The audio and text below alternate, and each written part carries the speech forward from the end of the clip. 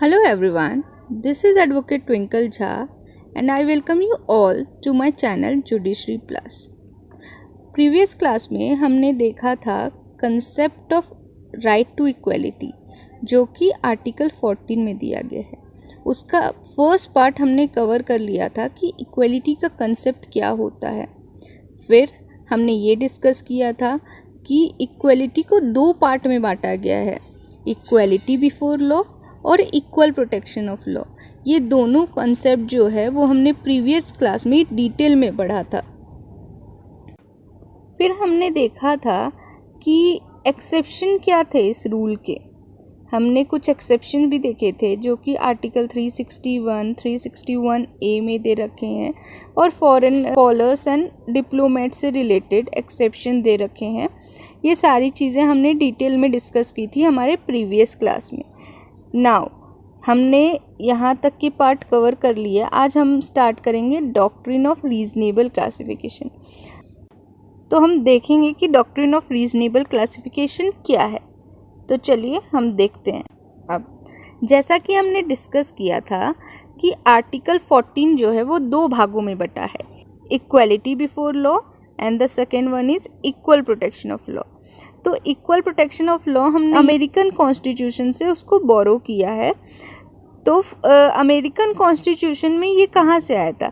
American constitution का जब 14वां amendment कर रहे थे तो उन्होंने ये जो concept equal protection of law जो ये बोलता है कि हम उसी को इक्वल ट्रीट करेंगे जो इक्वल हैं। जैसे कि हमने एक एग्जांपल भी लिया था कि एप्पल और ऑरेंज ये दोनों अलग अलग चीज़ें हैं, तो हम उन दोनों को कंपेयर नहीं कर सकते हैं। तो वैसा ही कॉन्सेप्ट था like should be treated alike, मतलब जो एक जैसे एक समान लोग हैं उनको एक समान की ट्रीटमेंट दी जानी चाहिए। तो वही चीज़ ये डॉक्ट्रिन में भी बोल रहा है कि एक बार हम पढ़ते हैं इसको क्या रहा है। In India, the guarantee of equal protection of law is similar to embodied in 14th Amendment of American Constitution. The principle of equal protection of law means that person who are in the like circumstances should be treated equally. Equal law should be applied to all in the same situation. As regard to the subject matter of the legislation, their position is same. Thus, the rule is that like should be treated alike and not that unlike should be treated alike. तो हमने जैसा पढ़ा था concept equal protection of law का, जिसमें ये बोल रहा था कि जो दो लोग एक सिचुएशन में हैं, एक सर्कमस्टांसेस के अंदर हैं, उनको एक जैसी ट्रीटमेंट मिलनी चाहिए। जैसे कि मैंने आपको एक एग्जांपल दिया था कि अगर आप भी जुडिशियल एस्पिरेंट हैं और आपके फ्रेंड भी जुडिशियल एस्पिरेंट हैं तो उन दोनों को एक जैसा ट्रीटमेंट दिया जा सकता है क्योंकि वो दोनों एक जैसे सर्कमस्टांसेस में। लेकिन हम आपको और एक 5th क्लास के बच्चे को एक ट्रीटमेंट नहीं दे सकते हैं क्योंकि आप दोनों की सर्कमस्टांसेस एक नहीं है, आप दोनों का माइंड एक जैसा डेवलप नहीं है, तो हम आप दोनों को एक जैसा ट्रीटमेंट नहीं दे सकते। तो वही बात इसमें भी बताई गई है डॉक्ट्रिन ऑफ रीजनेबल क्लासिफिकेशन में। इसमें ये बोला गया है कि जब अमेरिका में 14वां अमेंडमेंट हुआ था तो ये प्रिंसिपल वहाँ पे लाया गया और उसी को हमने इंडिया में अडॉप्ट कर लिया है। इसमें महत्वपूर्ण बात ये भी है कि unlike should not be treated alike, मतलब जो दो अलग अलग लोग हैं जैसे कि 5th स्टैंडर्ड का बच्चा और एक जुडिशियल एस्पिरेंट, इनको एक जैसा ट्रीट नहीं कर सकते। ये बहुत ही इम्पोर्टेंट बात है, ठीक है। फिर इसमें ये बोलता है कि thus the equal protection of law guaranteed by article 14 means that equal law can not be applied to those who are unequal. Identical treatment in unequal circumstances to amount to inequality. So, to bring unequal in the mainstream of the society, reasonable classification is necessary. तो अब इसमें यही बोल रहा है कि हमने ये जो देखा सेम सर्कमस्टांसेस के लोगों को सेम ट्रीटमेंट मिलेगा, जो डिफरेंट सर्कमस्टांसेस के लोग हैं उनको सेम ट्रीटमेंट अगर हम देते हैं तो वो अपने आप में ही एक असमानता है, अपने आप में ही उनको हम डिस्क्रिमिनेट कर रहे हैं, ठीक है। तो हम उनको इक्वल ट्रीटमेंट नहीं दे सकते हैं। अब जो लोग ऐसे हैं जो पहले ही से नीचे तबके के लोग हैं, जैसे कि हमारे औरतों को शुरुआती तौर पे उतनी इम्पोर्टेंस नहीं दी जाती थी जितनी एक मर्द को दी जाती थी। तो जितनी मेंस को फ्रीडम थी उतनी एक वुमेन को फ्रीडम नहीं थी। तो इसलिए जो मेंस हैं वो उनकी ज़्यादा डेवलपमेंट हो गई और जो हमारी औरतें हैं उनकी डेवलपमेंट कम हुई। तो इसलिए एक वुमेन को मेन के बराबर लाने के लिए हमें उनको कुछ ज़्यादा स्पेशल ट्रीटमेंट देनी होगी, ताकि दोनों एक मेन फ्रेमवर्क में आ सके, दोनों एक पॉइंट ऑफ टाइम के बाद एक इक्वल लेवल पे आ सके। ठीक है, इसलिए रीजनेबल क्लासिफिकेशन करना बहुत ही इम्पोर्टेंट है। हमने ये देख लिया कि डॉक्ट्रिन ऑफ रीजनेबल क्लासिफिकेशन में का मतलब क्या है। अब हम ये देखेंगे कि इसके टेस्ट क्या हैं। रीजनेबल क्लासिफिकेशन टेस्ट क्या है? तो ये बेसिकली 2 टेस्ट है। First is intelligible differentia and the second one is rational relation. ठीक है, तो हम डिटेल में देखते हैं कि ये टेस्ट हमें क्या बोल रहा है। Test of reasonable classification. Article 14 permits reasonable classification by the legislature for the purpose of achieving specific aims. Classification to be reasonable should fulfil the following 2 test. अब हमने ऊपर ये डिस्कस किया कि रीजनेबल क्लासिफिकेशन होना बहुत ज़रूरी है, ताकि जो हम नीचे तबके के लोग हैं उनको थोड़े स्पेशल राइट देके उनको हम मेन स्ट्रीम में ला सकें, हम बराबरी में ला सकें। अब हम ये जानेंगे कि टेस्ट क्या है रीजनेबल क्लासिफिकेशन का। तो बेसिकली 2 टेस्ट दिए गए हैं कि क्या है। तो पहला टेस्ट बोलता है the classification must be based on an intelligible differentia which distinguishes a person और a thing that are group together from others left out in the group. तो जो पहला टेस्ट है वो ये बोलता है कि जब भी हम क्लासिफिकेशन करेंगे तो वो बेस्ड होना चाहिए हमारे इंटेलिजिबल डिफरेंशिया पे, मतलब हमारे इंटेलिजिबल मतलब हमारे दिमाग पे बेस्ड होना चाहिए, जो डिस्टिंग्विश करता है किसी पर्सन और थिंग को जो कि एक ग्रुप में है, और वो डिस्टिंग्विश किससे करता है, जो कि लेफ्ट आउट है।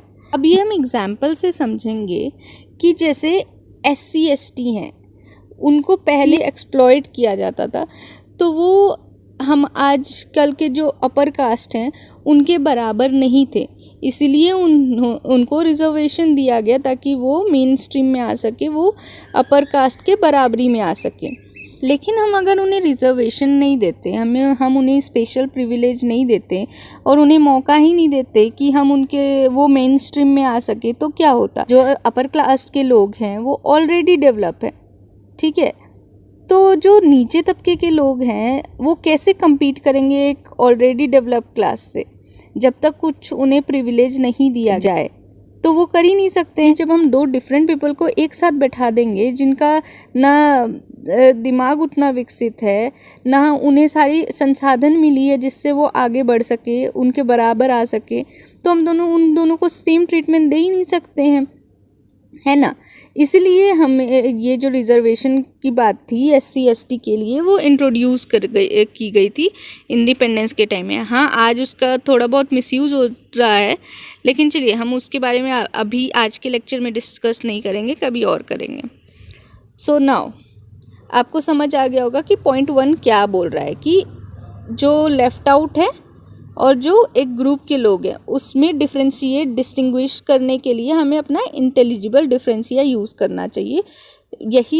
इसी से हम क्लासीफाई करेंगे। ठीक है, अब आते हैं हम दूसरे पॉइंट पे, कि दूसरा पॉइंट क्या बोल रहा है, the differentia must have some rational relation to the object sought to be achieved by the act.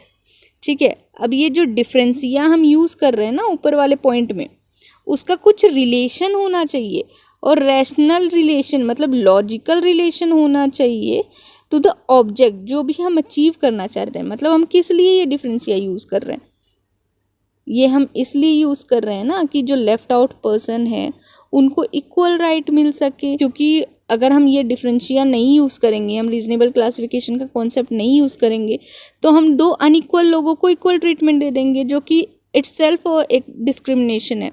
इसलिए ये जो भी डिफरेंशिया हम यूज़ करेंगे, हम ऑब्जेक्ट निकालना चाहते हैं, हम अचीव क्या करना चाहते हैं, ये दिमाग में रख के ये डिफरेंशिया यूज़ करेंगे।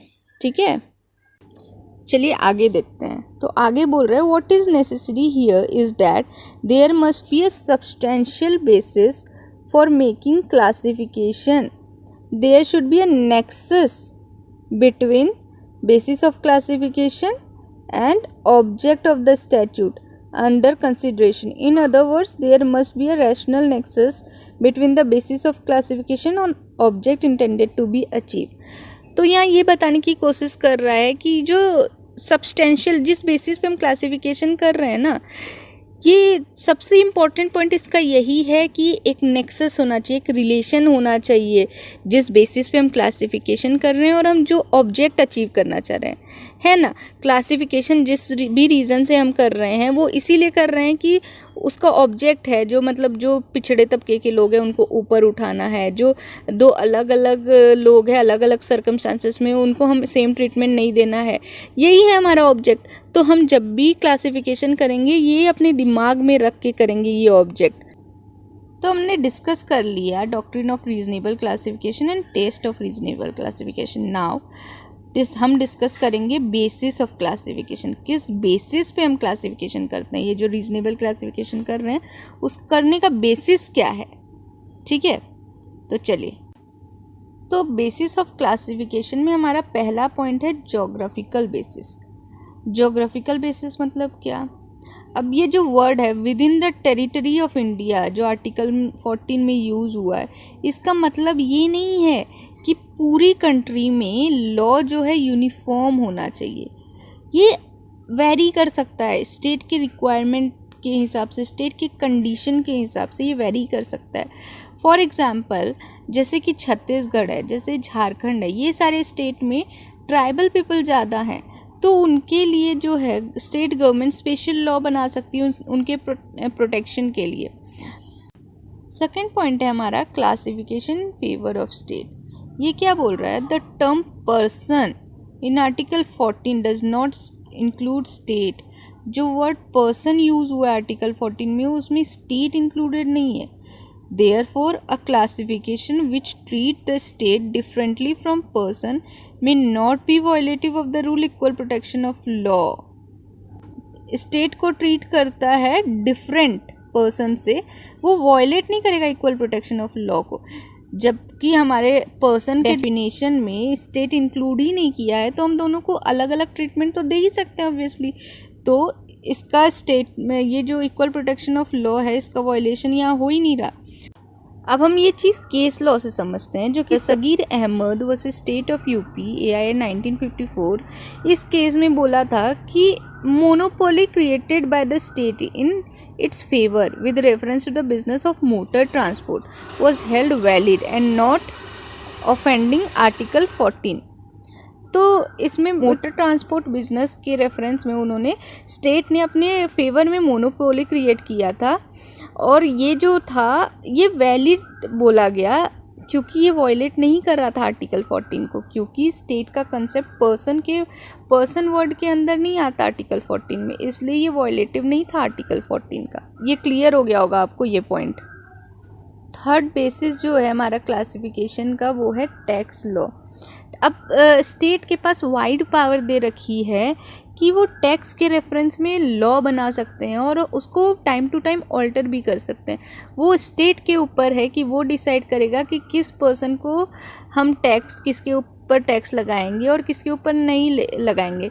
फॉर एग्जांपल जैसे कि इनकम टैक्स, जिसकी हायर सैलरी होती है या जिसकी हायर इनकम होती है उस पर हम ज़्यादा इनकम टैक्स लगाते हैं और जिनकी कम सैलरी होती है उन पर हम कम इनकम टैक्स लगाते हैं। इसका मतलब ये नहीं कि हम इन दोनों में डिस्क्रिमिनेशन कर रहे हैं, ये इक्वल प्रोटेक्शन ऑफ लॉ के कंसेप्ट में आएगा। ये दोनों इक्वल नहीं है, इसलिए इन पे इक्वल ट्रीटमेंट भी हम नहीं दे सकते। हम ऐसा नहीं कर सकते हैं कि एक गरीब रिक्शे वाले से भी हम उतना ही टैक्स लेंगे जितना एक हम करोड़पति बिजनेस वाले से ले रहे हैं। अगर हम ऐसा करेंगे तब तो गरीब गरीब होता जाएगा और अमीर अमीर होता जाएगा। बट जो है कंट्री वो तो वेलफेयर कॉन्सेप्ट पे बेस्ड है, वेलफेयर सोसाइटी बनाने का हमारा एम है। तो हम तो ऐसा नहीं कर सकते, हम अमीरों से लेके गरीब को देने के कंसेप्ट में बिलीव करते हैं। इसलिए ये जो है टैक्स लॉ ये आर्टिकल 14 का वॉयलेटिव नहीं है। ये सेम हेल्ड हुआ था Mohandas versus state of Karnataka के केस में भी। अब फोर्थ पॉइंट हमारा है special court. Special court and special procedure. अब हम कुछ केसेस में स्पेशल कोर्ट या स्पेशल प्रोसीजर का हेल्प लेते हैं, जैसे कि फास्ट ट्रैक कोर्ट बनाया जाता है रेप केसेस, जैसे एनजीटी बैठाया गया है नेशनल ग्रीन ट्रिब्यूनल एनवायरनमेंट के केसेस में। तो इन सब केसेस में हमने स्पेशल कोर्ट्स बैठा दिए हैं। अब स्पेशल कोर्ट बैठाने का मतलब ये नहीं है कि बाकी सारे केसेस तो हम नॉर्मल कोर्ट में डील करें, ये सारे केसेस तो हम स्पेशल कोर्ट में कर रहे हैं, मतलब इनको प्रिविलेज मिला है, it is violative of article 14। ऐसा नहीं है, क्योंकि अब कुछ केसेस में स्पेशल प्रोसीजर कि जुवेनाइल के लिए, जो छोटे बच्चे हैं उन्होंने अगर कोई क्राइम किया है तो उनके लिए अलग लॉ है। उनको हम उतना स्ट्रिक्ट पनिशमेंट नहीं दे सकते हैं जितना एक बड़े इंसान को, अगर उसने क्राइम किया हो तो जो हम उसको पनिशमेंट देंगे वो एक हम छोटे बच्चे को नहीं दे सकते हैं, क्योंकि उसकी मेंटल कंडीशन, उनका ब्रॉटअप कैसा हुआ है, इन सब पे डिपेंड करता है। बहुत सारी कंडीशन है जिस पे डिपेंड करता है, हम सेम ट्रीटमेंट नहीं दे सकते। वो बच्चों में हमारे पास स्कोप होता है कि वो हम उनको रिफॉर्म करेंगे, बड़े में ऐसा कम होता है। तो दोनों की उनको सोचने समझने की शक्ति उतनी नहीं होती जितनी एक बड़े इंसान में होती है, तो हम दोनों को इक्वल ट्रीटमेंट नहीं दे सकते हैं। तो इसका मतलब ये नहीं है कि यहाँ आर्टिकल 14 का वायलेशन हो रहा है। फॉर एग्ज़ाम्पल हमने निर्भया केस में देखा था कि एक उसमें जो अक्यूज़ था वो माइनर था, उसको हमने 3 साल में ही छोड़ दिया, बाकी सारे को हैंग टिल डेथ कर दिया। तो हम यहाँ ये नहीं बोल सकते हैं कि यहाँ उनके साथ डिस्क्रिमिनेशन हुआ है, क्योंकि दोनों की एज अलग थी, दोनों सेम कंडीशन सर्कमस्टांसेस में नहीं थे, इसलिए उनको अलग अलग पनिशमेंट दी गई और उनको अलग अलग ट्रीटमेंट दी गई। ठीक है, तो ये आर्टिकल 14 का वायलेशन नहीं है। फिर हम आता है हमारा 5th पॉइंट, एडमिनिस्ट्रेटिव डिस्क्रिशन, जिसको हम वेडनेसबरी टेस्ट भी बोलते हैं। इसमें क्या है कि हम कभी कभी एडमिनिस्ट्रेटिव ट्रिब्यूनल को डिस्क्रिशनरी पावर दे देते हैं। डिस्क्रिशनरी पावर मतलब उनकी इच्छा पे है वो पावर, वो यूज़ करना, किस तरह यूज़ करना चाहते हैं वो उनकी इच्छा पे है। ठीक है, और ये जो पावर है वो लॉ देगी उनको, लॉ देती है उनको, और लॉ में ये लेट डाउन भी किया होता है कि कैसे ये पावर, वो डिस्क्रिशनरी पावर जो है वो एग्जीक्यूटिव या एडमिनिस्ट्रेटिव, ये कैसे यूज़ करेंगे वो पावर, वो प्रोसीजर भी उसी लॉ में दिया हुआ है। तो कभी कभी जो है ये एडमिनिस्ट्रेटिव अथॉरिटी को भी डिस्क्रिशनरी पावर दी जाए। ये आर्टिकल 14 का वॉयलेटिव नहीं है, क्योंकि ये लॉ ने ही प्रोवाइड किया गया है, क्योंकि कुछ सर्कमस्टांसेस में ये ज़रूरी होता है कि हम एडमिनिस्ट्रेटिव अथॉरिटी जो एग्जीक्यूट करते हैं, जो संभालते हैं, तो उनके पास कुछ पावर होनी चाहिए, डिसीजन मेकिंग पावर, कि वो कब क्या कर सकते हैं। यहाँ भी ये वॉयलेटिव ऑफ आर्टिकल 14 नहीं है। Then our last point is single person law. अब हम कभी कभी कुछ सिंगल पर्सन के फेवर में भी लॉ बना देते हैं और अदर पर्सन के फेवर में नहीं बनाते। जैसे कि मैंने आपको एग्जांपल बताया था कि जो शेड्यूल्ड कास्ट या शेड्यूल्ड ट्राइब के पर्सन है, या तो कोई वुमेन है, या कोई चिल्ड्रन है, कोई बच्चे हैं, औरतें हैं, पिछड़े जाति के लोग हैं, इनके फेवर में हम कभी कभी लॉ बनाते हैं और ये आर्टिकल 14 को वॉयलेट नहीं कर रहा होता है, क्योंकि ये दोनों लोग सेम सर्कमस्टांसेस के अंदर नहीं होते हैं। ये लोग पिछड़े जाति के लोग हैं, तो या वुमेन है जिनको इक्वल तबका नहीं दिया गया है पुराने ज़माने से ही, जो बच्चे हैं जिनकी मेंटल कंडीशन सेम नहीं है बड़े के जैसे। तो हम इन लोगों को भी इन लोगों के फेवर में भी कुछ कुछ स्पेशल प्रोविज़न बनाते हैं जो कि अदर पर्सन के फेवर में नहीं होता है। तो भी ये जो है आर्टिकल 14 का वॉयलेशन नहीं कर रहा है, ये राइट टू इक्वलिटी का वॉयलेशन नहीं कर रहा है। ये इक्वल प्रोटेक्शन ऑफ लॉ के कंसेप्ट के अंदर आ जाएगा कि उनके सर्कमस्टांसेस अलग हैं, इसलिए उनको अलग ट्रीटमेंट दे रखा है। जो हमने डिस्कस किया कि हम सिंगल पर्सन के फेवर में लॉ बना सकते हैं, सेम चीज़ सुप्रीम कोर्ट ने हेल्ड की थी Chiranji Lal versus Union of India AIR 1951 के केस में, कि हम सिंगल इंडिविजुअल के फेवर में भी लॉ बना सकते हैं। और इसका मतलब ये नहीं है कि वो वॉयलेटिव है आर्टिकल 14, ये प्रोटेक्टेड है। ठीक है, ये प्रोटेक्टेड है और ये वॉयलेटिव नहीं है आर्टिकल 14 का। ठीक है, ये Chiranji Lal versus Union of India के केस में हेल्ड हुआ था। सो नाउ अब हम आते हैं आज के second last concept, that is new concept of equality के बारे में, और उससे रिलेटेड केस लॉ भी हम इसमें ही डिस्कस करेंगे। ठीक है, तो चलिए, the new concept of equality. So early 1970 में एक न्यू कंसेप्ट डेवलप होके आया जो कि था the concept of equality that is protection against arbitrariness. ये क्या था? अब ये जो नया कंसेप्ट है ये क्या था? ये सुप्रीम कोर्ट ने टाइम टू टाइम डेवलप किया था ये कंसेप्ट, और उन्होंने ये बोला अगर कोई स्टेट जो है वो आर्बिट्ररी पावर यूज़ कर रही है और बोल रही है कि हमने डॉक्ट्रिन ऑफ रीजनेबल क्लासिफिकेशन लगाया है, तो वो अपनी एक्ट को जस्टिफाई नहीं कर सकती है। मतलब क्या? आर्बिट्ररी पावर यूज़ करने का मतलब क्या? इसका मतलब ये है कि स्टेट अपनी मर्ज़ी से कुछ भी पावर यूज़ कर रही, अपनी मर्ज़ी से। ना कहीं लॉ में ऐसा कहीं लिखा है, ना उनके पास डिस्क्रिशनरी पावर है। और अगर वो डिस्क्रिशनरी पावर यूज़ भी कर रहे हैं तो वो रीज़न नहीं दे रहे हैं कि वो ऐसा पावर क्यों यूज़ कर रहे हैं। वो अपनी मर्ज़ी से कुछ भी पावर यूज़ कर रहे हैं। तो अगर ऐसा कुछ पावर यूज़ करती है स्टेट, सीधा वॉयलेशन है आर्टिकल 14 का, और इसमें आपको प्रोटेक्शन नहीं मिलती है। अब ये भी नहीं बोल सकती स्टेट कि हमने डॉक्ट्रिन ऑफ रीजनेबल क्लासिफिकेशन लगाया है और ये रिजल्ट पाया है। ऐसा नहीं है। अगर आपने कुछ भी पावर यूज़ की, आर्बिट्ररी पावर यूज़ की, तो फिर वायलेटिव हो जाएगा आर्टिकल 14 का। ठीक है।